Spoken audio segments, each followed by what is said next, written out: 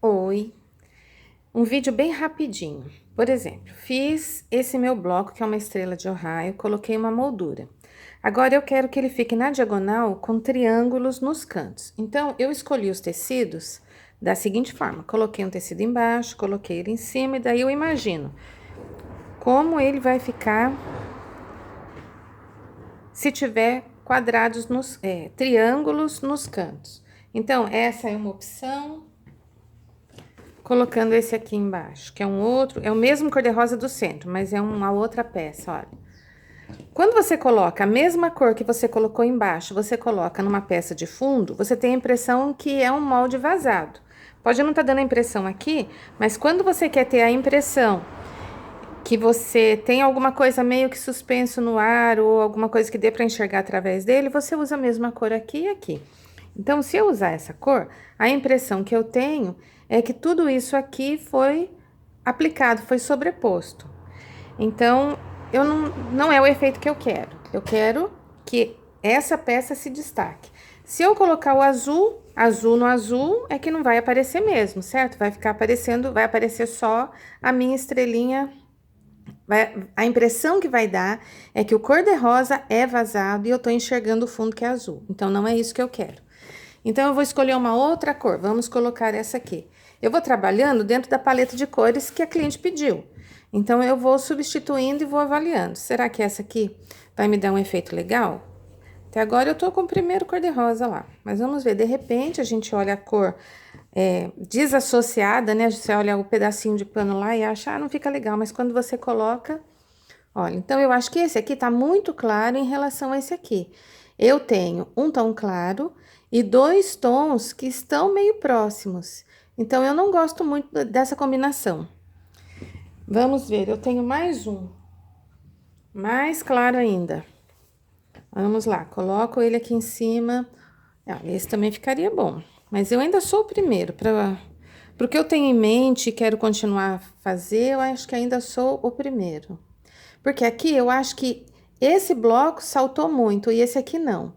Então, esse primeiro, por ser um pouquinho mais escuro, eu acho que ele valoriza mais esse meu trabalho. Ele é um tom um pouquinho mais escuro que o meu fundo, né? Então, eu acho que esse primeiro aqui vai ficar bem legal. Tenho mais um ainda.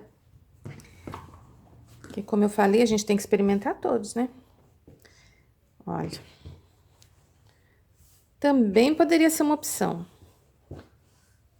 Também ficaria bom, mas vou trabalhar com esse. Muito bem, então o que eu vou precisar? Eu quero colocar triângulos nos cantos. E como eu vou fazer isso? Como eu vou medir ou como eu descubro o tamanho desse triângulo, né? Se eu cortar um quadrado em quina, eu vou ter a peça que eu quero colocar aqui. Então, eu vou medir essa largura, que aqui no caso eu tenho 18,5, 19. Então, eu vou jogar pelo menos 1 centímetro a mais para cá e 1 centímetro a mais para lá. E eu vou contar, então, 21. Eu cortaria quadrados de 21 e depois cortaria esse quadrado de quina a quina. E eu teria os 4 triângulos que vão encaixar aqui. Como eu não posso errar, eu não tenho condição de sair correndo e comprar mais tecido, eu vou jogar um pouquinho mais de margem de segurança.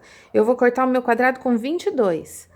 Eu prefiro trabalhar com sobra e refilar do que trabalhar com a medida justa e fazer algum erro de cálculo, porque essa proposta de patchwork que eu faço é um patchwork que você usa o raciocínio lógico, que nós estamos usando aqui, mas ele não é exato.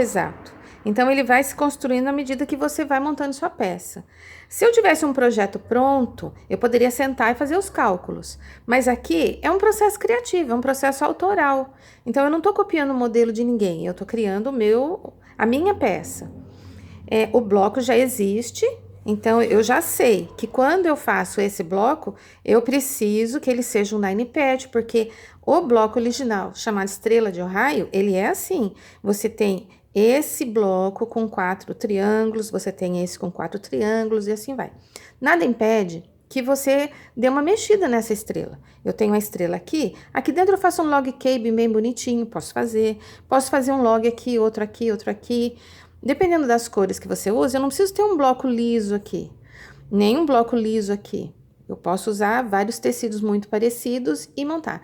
Aliás, existem estrelas de Ojai feitas com o log cabin, né? Então, uso o claro aqui e o escuro aqui. E eu depois um log cabin aqui, um aqui, outro aqui, outro aqui, outro aqui. E também você consegue montar esse padrão estrela de Ojai. Mas aqui, vamos voltar para minha peça. É uma peça autoral, quer dizer, eu não estou seguindo nenhum projeto, eu estou criando o meu projeto. Eu já sei o que eu tenho que criar, mas eu não vou contar para vocês, porque é surpresa. Então, como eu faço aqui, olha, eu vou medir a minha lateral. Vou medir de novo, olha, 19. Vou colocar 1 centímetro de cada lado e por margem de segurança, vamos colocar 1,5. Então, eu vou cortar 22 por 22. Preciso de um quadrado de 22 por 22.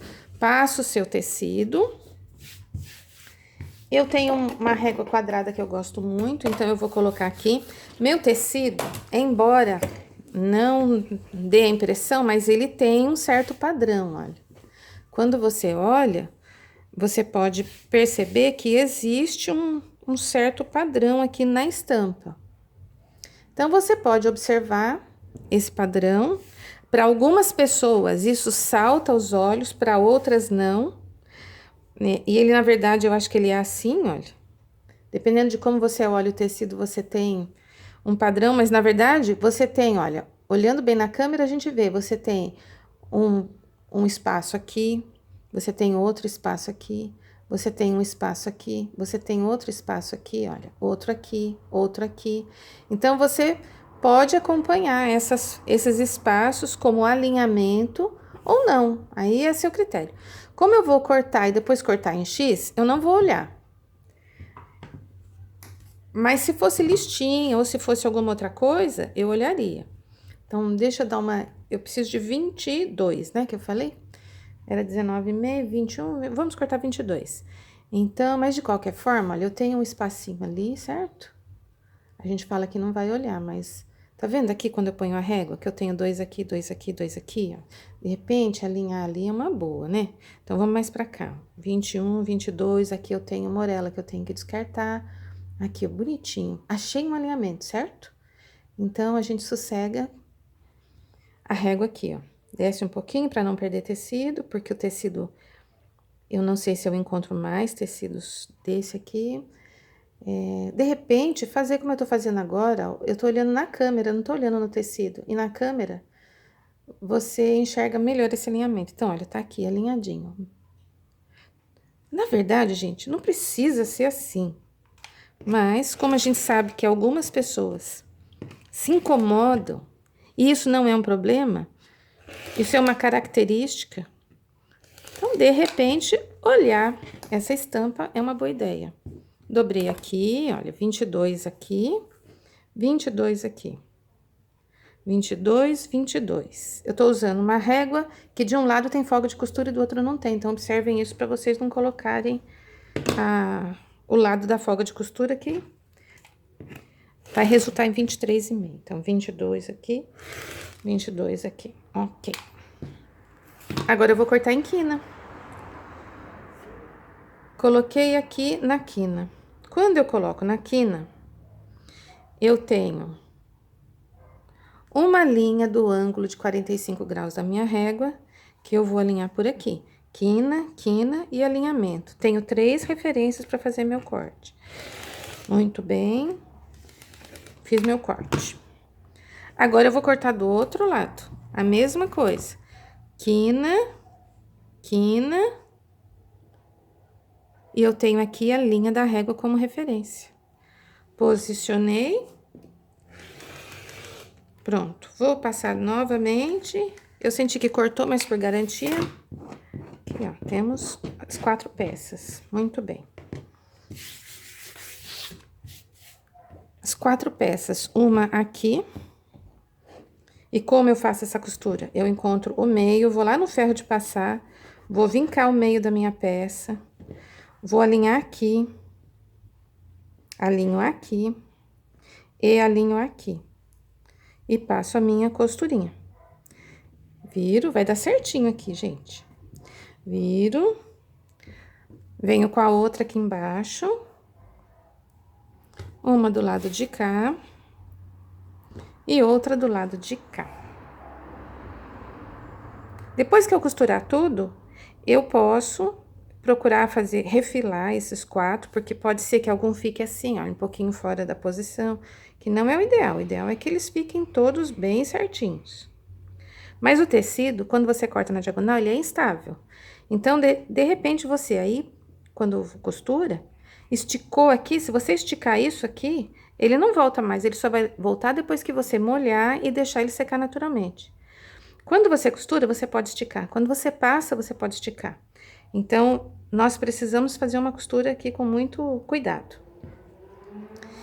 É uma tricoline boa, não é uma tricoline ralinha, vocês podem ver que não dá para ver a sombra da minha mão. Mesmo assim, toda costura diagonal exige cuidado, tá bom? Então, espero ter sido útil a informação. Agora, bora lá costurar. Um beijo. Beijo, beijo. Ah, curte aí, por favor. Curte, compartilha. Dá um apoio para mim. Beijo.